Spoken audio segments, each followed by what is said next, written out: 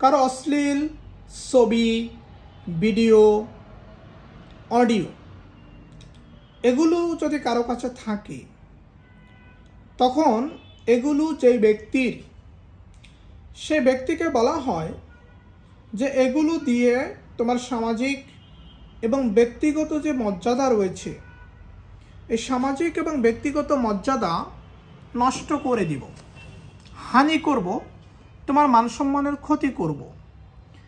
এটা যদি বলা হয়, তাহলে যিনি বলবেন আপনি তার নামে পর্নোগ্রাফি নিয়ন্ত্রণ আইনে মামলা করে দিতে পারবেন।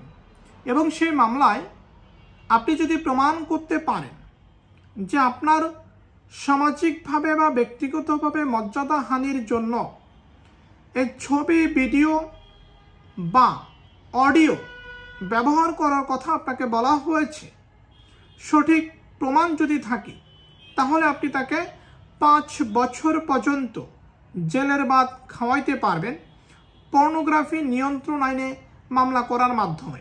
এই কারণে আপনি যদি কখনো কোনো অডিও, ভিডিও বা ছবির মাধ্যমে অন্য কোনো ব্যক্তির সামাজিকভাবে বা ব্যক্তিগতভাবে মর্যাদাহানি, সম্মানহানি করতে চান, ভেবেচিন্তে করবেন।